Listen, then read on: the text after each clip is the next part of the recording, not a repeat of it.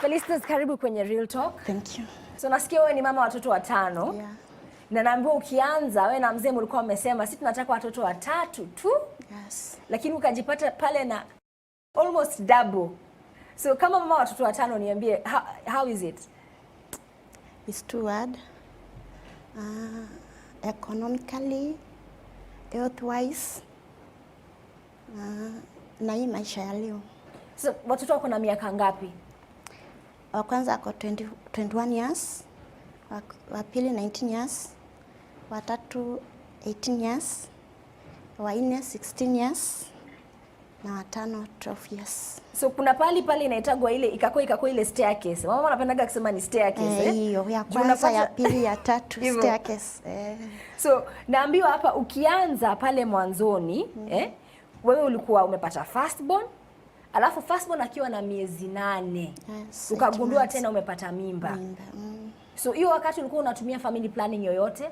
No, I was not using any family planning. My husband was against family planning.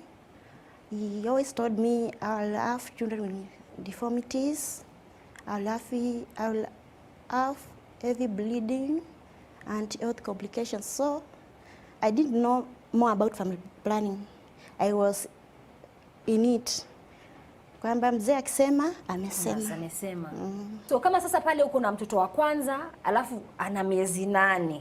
Wewe mama unaambiwa tena una mimba.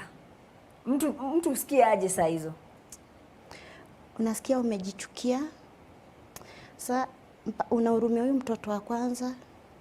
Bado hiyo time ulikuwa naambiwa ukatishe mtoto kunyonyesha. Juu ya mimba ya pili sasa. Juu ya mimba ya pili. Sasa unahurumia huyu mtoto wangu nitamfanya nini? Mpaka una introduce mtoto kwa maziwa, kwa bottle. Mapema sasa ndio ujitayarishe, by the time mwenzake anafika hanyonyi ndio yeye mwenzake anyonye. Wa pili akaingia kama wa kwanza kwa mwaka na nusu. Alafu bado sikutumia family planning. Mzee amekataa? Mzee amekataa, niko kwa mzee amekataa, situmii. Huyo wa pili akiwa mwaka na nusu nikashika mimba ya 3.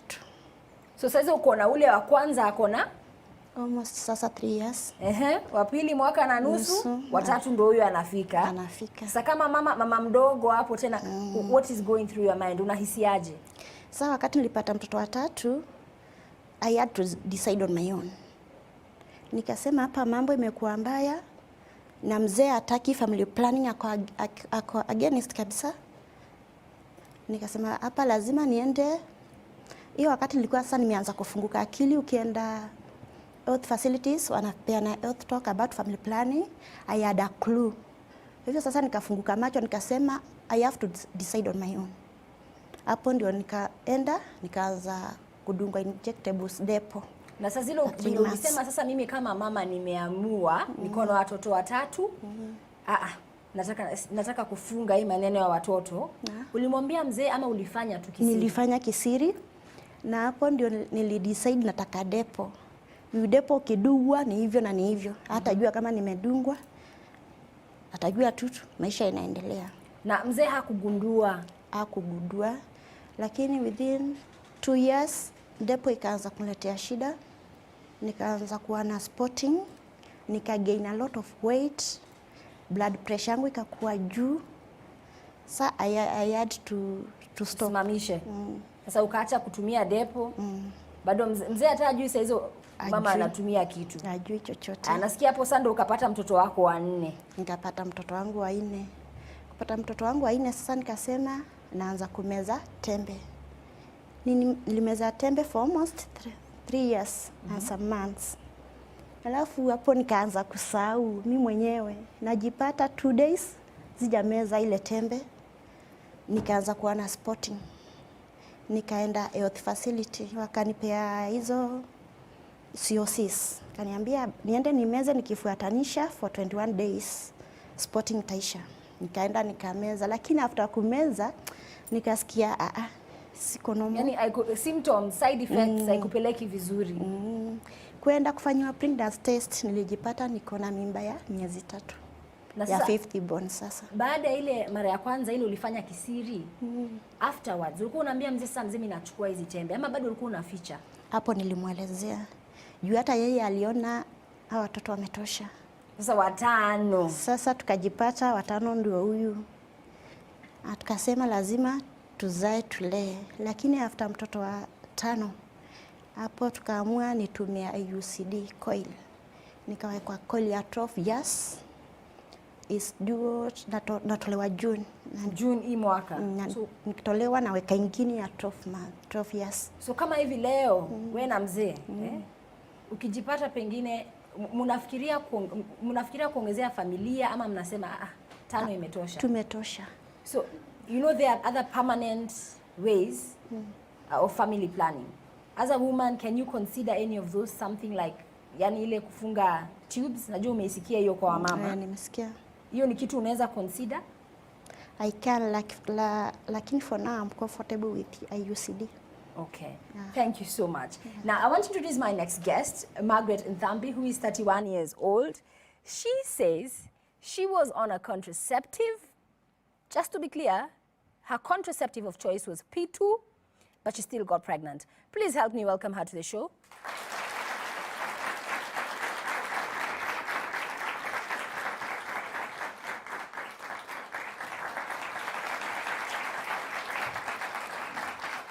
Margaret, karibu kwenye Real Talk. Asante. Naona uko na swag mpaka kwa eyebrows. Asante. Unasema ulikuwa unatumia contraceptive. Yes. Ulikuwa unatumia contraceptive gani? Emergency pill. Yes, Hiyo. That one. So hiyo ndio ulikuwa unatumia. Ulikuwa unameza kama mara ngapi? Okay. So unajua namezwa once. So already tumeestablish wewe ili backfire tu kidogo. Na kwa wiki tuseme ulikuwa unaimeza mara ngapi? Aswa nimeza mara mingi. Once. Unajua pia naogopa juu ya kitu moja. Unaona ni dangerous juu inatumiwa once. Unajua venye imeandikwa kwa nini? Kwa hiyo packet. Yeah. So nilikuwa natumia once. Lakini bado moja ili backfire tu siku moja. Na after it backfire, what was running through your mind? Because I'm sure unaangalia, si kitu imeandikwa ni emergency. Nilikuwa niko na stress. Juu ilikuwa unwanted, sikuwa nimeiplan. Alafu pia nilikuwa nimejaribu kuchunga nisipate. Na ukimwambia baba mtoto na anakuambia si nilikwambia umeze. Baba mtoto alikuwa mbaya. Aliniambia tafuta baba mtoto mwingine. Sasa unajua alikuwa ni lawyer. Badala kuniambia, fanya hivi, akaniambia tafuta baba mtoto. Sasa alikuwa anajaribu kuni hit and run. Kutoroka, hivyo ndo niliambiwa. So naye alitoroka akaenda kama aliendaga. Hivyo tu. Na if you think back, pale kama couple, sasa zile mapenzi ilikuwa sasa kuchacha vizuri. Mlikuwa mongea about birth control contraceptive. No, naongea hizo. So ilikuwa mmeagana aje? Anajua ukitoka hapa enda uchukue kitu. So alikuwa anakuambiaga ukitoka hapa weenda umeze. Sasa nikumexplain story ndio aliniambia Hakukuamini, akaona ni kama unamfunga. I want to introduce our experts. We have Nurse Jael, we have Dr. Frederick and Dr. Auma, who are both OBGYNs. So I'd like to introduce Dr. Adipo, who is an OBGYN.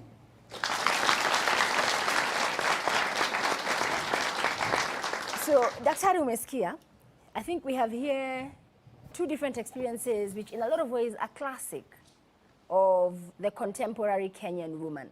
So probably let's start with Margaret, because yake anasema her contraceptive of choice was the emergency pill until it gave her an emergency. First of all, let me begin by saying that reproductive health, especially in the youth, is a matter that is close to my heart. And as it has been said earlier, contraceptives, all of them, apart from abstinence, have a failure rate. Now, E-pill is an emergency contraceptive to be used as an emergency. Yani, you cannot keep having emergencies Monday to Sunday. Monday to Sunday. Emergency ni once a year, sindio? So if you find yourself using an E-pill 3 times in a month, then that is not your contraceptive. Find another contraceptive that is good for you. So E-pill should be an emergency contraceptive and should be used for that emergency. What are the dangers of overusing and abusing the E-pill? So the most common complication that you'll face is you will get pregnant. You didn't want to get pregnant, but you will get pregnant. Then our contraceptives, E-pill is a hormonal contraceptive, meaning that it goes and interferes with the hormones in the body so that you don't, maybe ovulation doesn't take place so that you don't get pregnant. So when that hormone is, you expose your body constantly to that hormone, then it dysregulates your system in a way. Is there a link between the e-pills and ectopic pregnancies? Yes, studies have shown that there's a link between e-pill and ectopic pregnancy. Maybe just for the layman, please explain to us what is an ectopic pregnancy and how does that e-pill contribute to it, especially later on in life when the young woman is now stable and they're now at a place where they want to have a family. What is an ectopic pregnancy first? Ectopic pregnancy is a pregnancy that is outside the uterine cavity. Normal pregnancies will take place in the uterus, but anything that occurs, any pregnancy that occurs outside the uterus is termed as an ectopic pregnancy. Most of these pregnancies will occur within the fallopian tube. That is the most common site for ectopic pregnancy. And because the e-pill will slow down the movement of the egg when it comes from the ovary, some anatomy is important here when it comes from the ovary. So when it slows down that movement, then the sperm finds it in the tube. And that is why you have ectopic pregnancy occurring. When ectopic pregnancy occurs, then it means it has to go and get removed. And sometimes we have to, the tubes are kind of sometimes affected in a way. And therefore, sometimes in future, once the tubes are affected, sometimes in future you want to get pregnant and you cannot. And right now on that, because I think we had a lot of young girls, and even Felicitas alituambia, pengine pale hapo awali, she was not too convinced about using contraceptives because, you know, women, we talk amongst each other.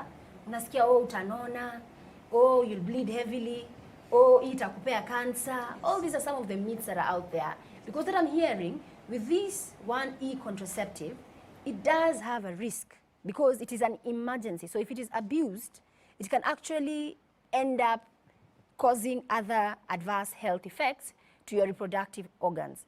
However, at the same time, there are other forms of contraceptives that are safe, which now the people who are abusing the e-pill can get on. There are so many forms of contraceptives. We cannot just even talk about them and finish them in this sitting. And as my colleague has said, they are youth-friendly facilities. Even in Kenyatta National Hospital, you'll find a youth-friendly facility where all your contraceptive questions will be answered. You'll be given a choice of a lot of contraceptives that are long-term and short-term, that are temporary, and I don't think you'd want a permanent one. But all those choices are given, they're available, and you can choose from a variety. The best thing to do is not to ask your friend and not to ask your colleague. Ask a qualified health specialist in a youth-friendly facility. Okay, on that note, we'd like to take a very quick break. Still more to come here on Real Talk. Don't go too far.